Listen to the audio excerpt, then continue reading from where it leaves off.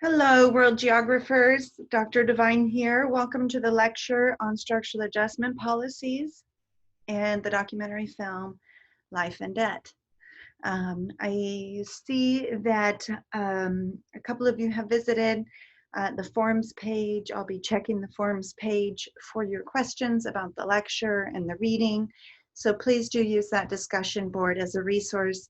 And of course, by reminder, I have office hours live on Zoom for World Geography Thursday, 1 p.m. to 2 p.m. And you can also reach me via email. All right, so this is going to be a short lecture. It's more of an introduction to the documentary film that you're going to be watching, which is the bulk of your assignment for Wednesday this week. So let me go ahead and share my screen with you, and we will talk a little bit about this film and review some ideas about structural adjustment that we saw in the last lecture. And then I'll turn you over and show you how to get the link to actually watch the film. Okay, so today's lecture is called Structural Adjustment Policies and Life and Debt. We are still talking about the period of globalization known as neoliberalism. We worked through the definition of neoliberalism, its origins in the last lecture. This lecture, we are thinking about the implementation of neoliberal policies in the so-called third world. And this is also very much still part of our conversations about different chapters of globalization. We're arguing that neoliberalism was one chapter of the history of globalization.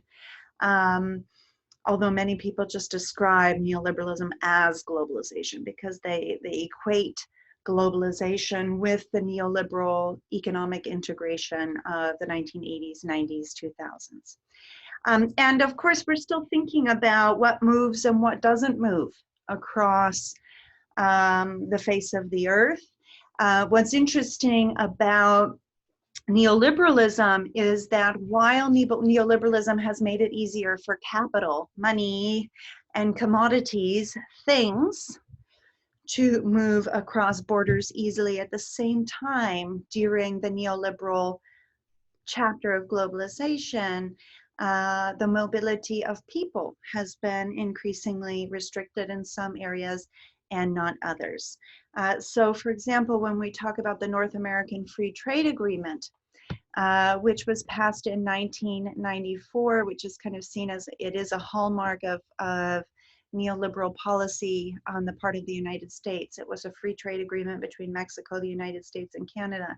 So while NAFTA made it easier for foreign direct investment to flow across borders for information and for commodities, the same year in 1994, the United States government passed Operation Gatekeeper, which was a large funding package to build infrastructure, fencing, border security apparatus along the US Mexican southern borders. So at the same time that neoliberalism enables the flow of money and goods, in other moments, the flow of people, particularly people who are deemed unskilled, who are labeled undocumented immigrants, we have seen a clamping down on that type of movement. So remember, we're thinking very critically and carefully about what's connected to where and when, and about what can move and what can't move, who can move, who can't move, and who has the decision-making power in all of that. That's what we're getting at when we talk about this term, the politics of mobility, the international policies and unequal power relations that determine who and what can move and who and what is stuck in place.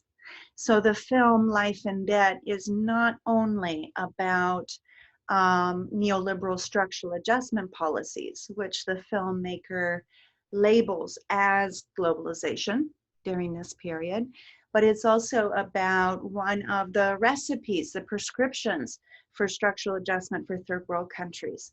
The IMF and the World Bank, under the neoliberal development model, under neoliberal economic ideology that stresses international exchange, and free trade. And what neoliberalism and structural adjustments have proposed is that third world countries specialize in tourism as an export industry, in the sense that it earns foreign currency, okay? So the film is going to be helping us think about the period of neoliberal globalization, both through the lens of structural adjustment policies that were attached to loans, bailout loans that were a result of the debt crisis of the 1970s and 1980s, but we're also thinking about tourism in this moment, right? About the relations producing world geographies as we know it. We looked at this slide early on in the semester to think about the politics of mobility and recognizing that not everyone moves equally, that there is a power relationship to the experience of globalization or time-space compression, the idea that space is no longer a barrier because technological innovations have enabled connectivity. So I just want to sort of get you thinking about the politics of mobility again, because tourism and the movement of people is going to be a big theme in the film you see alongside structural adjustment policies. So please be thinking about the politics of mobility and how just by luck of sort of where you are born, what passport you hold, you're already inserted into these power relations of who can move and who can't move. Another interesting way this film brings us back to many of the themes that we've looked at or previous themes is to look back at the discourse of development, okay?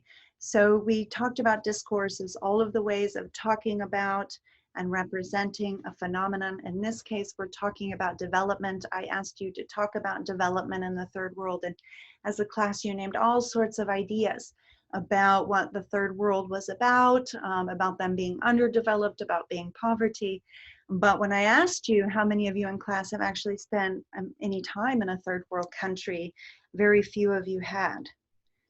And that's the power of the discourse of development. You come to know a people and a place through a certain lens that's not neutral, not objective, but is shaped by this discourse of development, all the ways of talking about and representing the third world. And part of this discourse of development is a discourse of benevolence, this idea that first world countries are helping third world countries through policies like development policies propagated by the World Bank and other institutions.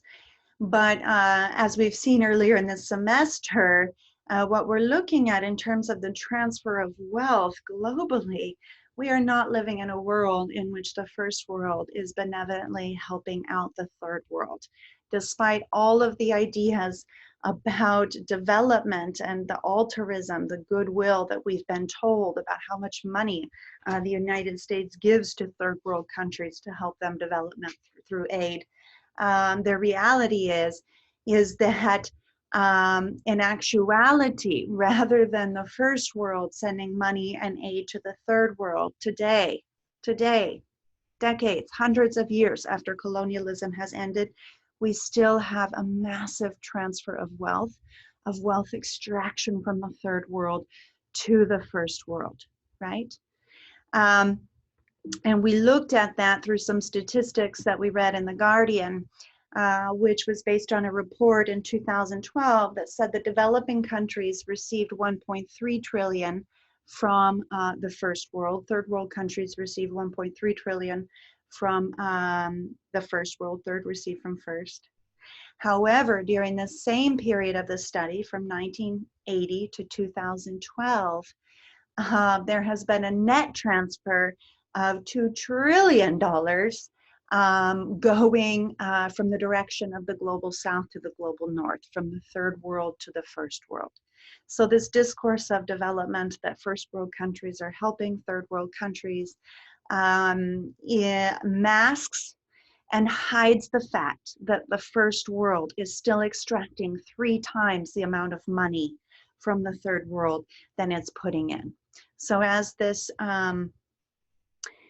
article suggested, rich countries aren't developing poor countries are developing rich ones, and this still happens today. So when we're trying to understand the large transfer of wealth, $16.3 trillion more has gone from the third world to the first world during this period.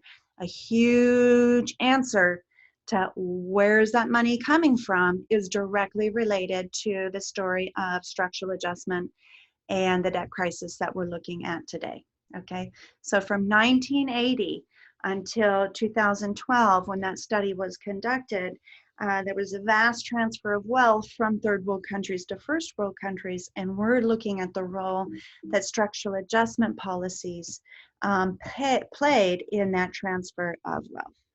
Okay, so what we have here is our world geography chapters of globalization and looking at the chapters of economic liberalism versus economic nationalism or protectionism. We've been spending quite a bit of time thinking about this graph. But what I want to reiterate here is sort of where we left off in our last lecture. We were talking about the oil crises of 1973 and 1979. Basically, OPEC, the Organization of Petroleum Exporting Countries, came together and started to reduce the production of oil in 1973 to get back at countries like the United States that had supported Israel in the Yom Kippur War in 73. So there was a huge global recession triggered by the OPEC as an organization purposefully decreasing oil production to make prices soar, and soar they did, fourfold increase in the price of oil. And of course, the entire economy runs on oil. So if the price of oil goes up, the price of everything goes up. Okay. We were talking about how in our last lecture, how the oil crises of 73 and 79 played a large role in creating what is known as the third world debt crisis, okay? So the global recessions of the 1970s plays a really large role in creating the debt crisis, but there were some other important factors that we should keep in mind. So we told the story in last lecture about how in 1973, when OPEC, largely Middle Eastern countries who produce a lot of oil, they started to decrease production to basically stick it to their adversaries who had supported Israel in the War of 73. The US was threatening invasion of some of those countries and came to an agreement with Saudi Arabia that Saudi Arabia would hold the oil revenues generated by this move, these petrodollars, all of the money generated by these fourfold increase in oil prices, that money would be deposited and held in New York investment banks that lent internationally. So this motivated a deregulation of international lending and a facilitation of lending, which of course is a hallmark of neoliberalism, facilitating foreign direct investment, facilitating the flow of capital across international borders, okay? So at the same time that US banks in the mid-70s are giving out large loans and decided to give loans to third world countries that were borrowing a lot of money to fund development, countries that really bought into the idea that following the United States model of economic development was one that they could and should replicate. Well, they decided to industrialize and modernize along those lines, which was very, very expensive in many third world countries. During this period of economic nationalism, they started to engage in what was known as import substitution industrialization. These third world countries said, hey, yes, we want to develop like you, right? We buy this whole path to development that we talked about in past lectures, but you know what? We don't really believe in this liberal argument that the market's always going to allocate resources effectively. In actuality, third world countries said that they needed to protect their markets to develop industries, not just selling bananas and coffee, but they wanted to do manufacturing. They wanted to follow this path to modernization and development. But to do so, they felt like they had to protect their markets, this economic nationalism. It's this period that we're looking at here. And so what they did was they, instead of importing everything that they used to buy, manufacturing, all the expensive stuff that first world countries made, third world countries pursued a path to development that was called import substitution industrialization, meaning that they would substitute for themselves previous imports and industrialize and start to diversify their economies so that they weren't just making the coffee and bananas that they were organized and engineered to produce during the colonial era, but third world countries. Many of their leaders really bought into this idea of development and took out huge loans from the World Bank, commercial banks, to fund this project of industrialization and modernization. But what happened with the 1973 and the 1979 oil crisis was that these banks were lending out more and more money, but by 79, the US Federal Reserve, as it began to shift away from Keynesian economic philosophy, which we talked about in the last lecture, and started to implement neoliberal policies, the US Federal Reserve Chairman, Paul Volcker, raised interest rates and let interest rates grow and grow and grow and grow to try to level down some of the inflation that was happening in the global economy in the 1970s, okay? And so what happened is almost overnight, those billion-dollar loans that developing countries like Mexico, Philippines, et cetera, Chile, Jamaica, over 100 countries, right, were indebted to commercial lenders at this point to fund development. Those interest rates on those billion-dollar loans skyrocketed. And all of a sudden, countries found themselves spending half, if not more, of their total GDP just on paying the interest rates on their international loans. And it had nothing to do necessarily with their sort of decisions about the loan, but the fluctuating interest rate that skyrocketed by the end of the 1970s. So rather than paying a 3% interest rate on a $5 billion loan, it was an 18% interest rate on a $5 billion loan. And if any of you have ever gotten in trouble with credit cards, you can understand the impact on the payout of a loan if you're paying 3% or 18%. So what we had was a combination of a lot of borrowing by third world countries in this period of economic nationalism and development and import substitution industrialization. Then we have the oil crises, followed by the implementation of the interest rate hike in the United States. And of course, it was US banks that were largely giving out these loans to third world countries after 1973 in particular. And so all of a sudden, third world countries found themselves in a debt crisis and unable to pay for the loans that they had borrowed to finance their modernization and development. To make matters worse, of course, the recession of the 1970s decreased the prices of basic commodities that would have paid to service those loans. So when Mexico went to its creditors in 1982 and said that it was defaulting and could no longer pay, that is where the International Monetary Fund stepped in. If you remember, the IMF was created as part of the Bretton Woods institutions after World War II, and it was created to keep the global economy afloat. So rather than letting Mexico default and go bankrupt, the IMF was like, how can you go bankrupt? You're a country. You can close a business, but you can't close a country. The IMF stepped in and said, hey, we're going to give you a bailout loan. We're going to resolve this cash fix that you're in the short run. But to get this bailout loan, you have to implement a set of reforms that's going to get your economy back on the right track.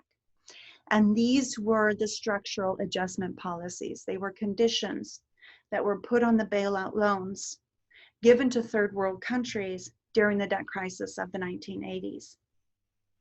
Over 100 countries worldwide underwent structural adjustment policies, you're going to watch a documentary on one of those cases, the case of Jamaica, and to really understand the social impacts of structural adjustment policies, the social impacts of neoliberalism. Neoliberalism in the third world has come in the form of structural adjustment policies attached to these loans. So what are some of the examples of policies that were conditions for these bailout loans? What were these structural adjustment policies? Well, states had agreed to promote free trade and reduce the state's role in regulating the market. This meant, yes, signing things like NAFTA, the North American Free Trade Agreement, or CAFTA, the Central American Free Trade Agreement, but it also meant that, really importantly, and I don't have this written here in my notes, that free trade means reducing quotas and tariffs, right? Quotas is setting a numbered limit of a particular import so that those industries domestically could compete or not have to compete with all of the imports on the global market. It also meant slashing tariffs. Tariffs are taxes that are put on imports. We've been hearing a lot about tariffs being put on Chinese steel by President Trump today. Those sort of tariffs would have been rendered impossible under the conditions that the IMF was putting on third world countries. Countries were not allowed to use quotas and tariffs to protect their own domestic industries, their own national industries. This is all about opening up third world economies to foreign capital, to foreign companies. And of course, largely that is first world companies and capital. And the restriction, number two, reduction on public spending in education, healthcare, and infrastructure, right? Neoliberalism believes that states should slash welfare funding, that the market should allocate those needs. And this created a huge amount of public backlash. We're talking about third world countries where poverty rates are high, malnutrition is high, and the state had to slash services for the poorest of the poor.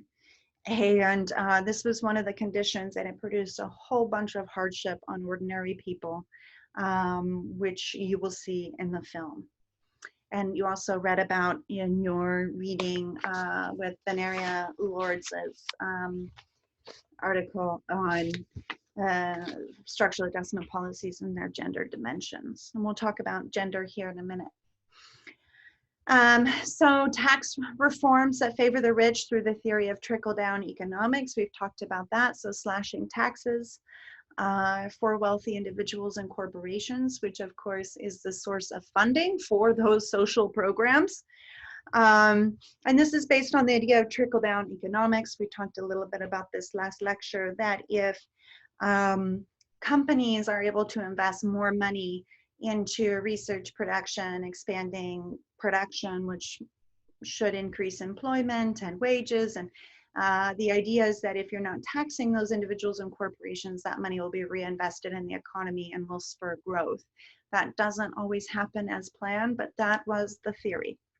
Devaluation of currency to stimulate imports. Again, the state should not be messing with the value of money. The market should decide. The invisible hand of the market should determine the value of money. And many third world countries had artificially set their currency at a higher level so that their currency would be stronger. But of course, if your money is expensive, it means your goods are expensive. If you devalue your currency, you stimulate the export sector, because all of a sudden people can buy more with your money. Their money is worth more compared to Jamaica's in this case. And so that's going to stimulate exports. But the problem, of course, then is that people who are living in countries like Mexico or Jamaica are now working with a really devalued currency, and they have to pay more and more money for the same things they used to buy. It impacts the poor in difficult ways. The other thing that I want to mention is that we've talked about this before, opening up the economy for foreign direct investment, okay? So let me give the example of Mexico. During this period of economic nationalism in Mexico and import substitution industrialization in Mexico, in the 1930s, I think it was 35, Lázaro Cárdenas, the president of Mexico, nationalized oil production and created Pemex, a national oil company. And the idea was that during this previous era of colonial liberalism, it was largely American companies, other foreign companies, American foreign companies that own the majority of Mexican oil. And Cardenas says, if we're going to develop our country, we need that profit to stay here in Mexico. And so he created Pemex, a state-owned oil company. And under the conditions of NAFTA in 1994, in neoliberal conditions of NAFTA, Pemex, one of the conditionalities of NAFTA was to break up Pemex and to privatize that state industry. So that's one example of how the privatization of state industries unfolded, okay? But not just oil, I'm talking about things like water, right? Gas for cooking, buses, like basic services that the state felt like it should be providing, not necessarily relying on the market because it was seen as sort of an intrinsic need or good rather than a luxury that people should or should not have to pay for. But under neoliberalism, the idea is that the market rather than the state is better at allocating resources and everything must be privatized. And this created a lot of backlash in Latin America, a region that I know, not just Latin America, but all around the world. And I'm going to talk to you a little bit about that here. But first, I want to go through some of these social costs of structural adjustment policies. What does it mean when you slash budgets on healthcare and education? What does it mean when you privatize services like water and gasoline provision or healthcare? So for one, the social cost of structural adjustment in the third world has been increased levels of poverty, right? And not just levels of poverty, but of course, the privatization of healthcare, education, and basic services have hurt the poorest of the poor the most. And among the poorest of the poor, women across classes, but particularly within the poorest classes have suffered the most because when healthcare, education, childcare, when those public services are cut, it's often women who have to pick up the slack, who have to do more of the house care, more of the family care, more of the education, right? And also what's interesting about the structural adjustment policies, we talked about how in the last lecture, structural adjustment or neoliberal policies that weren't called structural adjustment in the United States were called neoliberal reforms.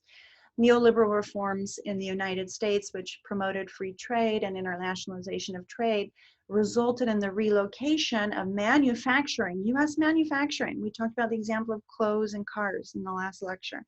Were relocated to third world countries where companies were taking advantage of cheap labor.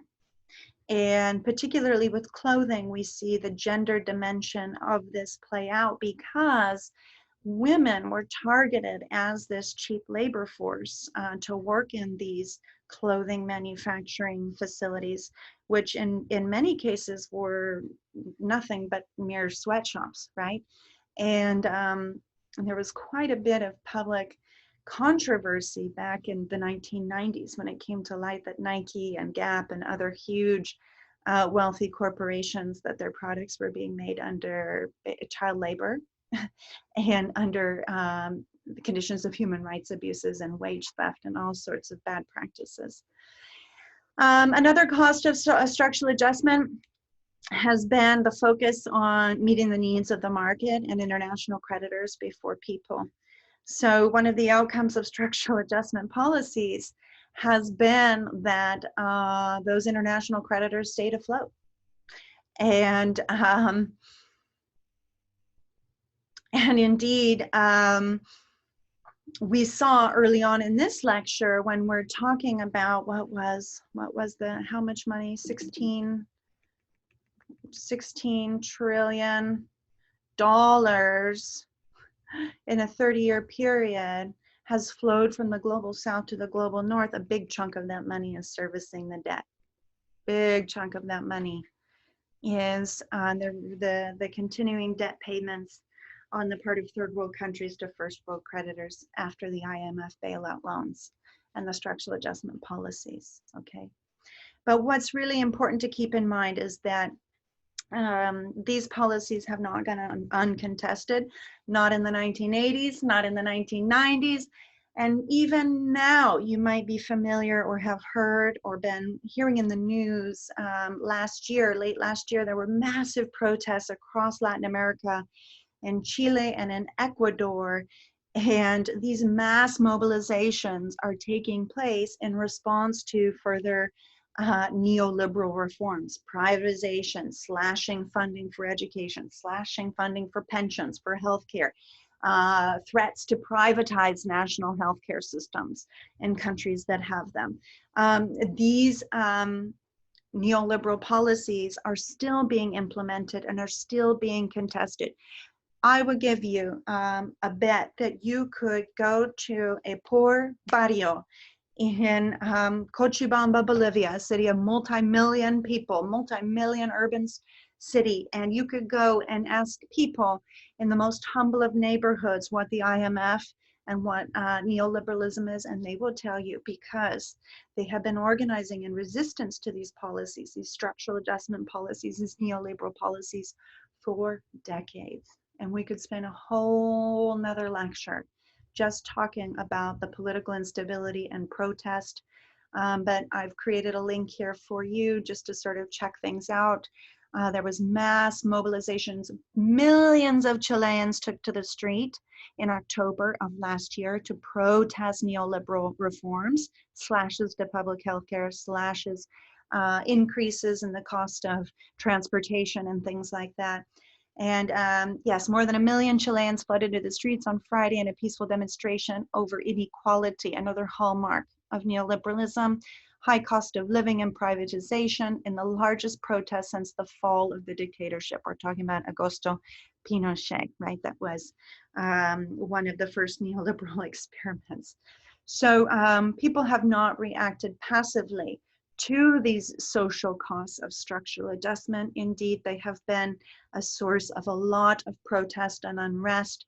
You could do research papers looking at what has happened in Chile recently, the same level of protest taking place in Ecuador. In Bolivia, there was the famous water wars of Cochabamba, when the water supply, the state water supply, was privatized under structural adjustment policies, and the cost of water increased dramatically. People took to the streets. It's important for you to understand that while this term structural adjustment and these ideas of economy seem really esoteric, seem really academic, and perhaps like they're confined to the realm of ideas, they are not. They have impacted the lives of billions of people around the world and remade the world as we know it. Okay, so let me just talk to you a little bit about the film. I'm going to cut the lecture short here because you do have the film to watch.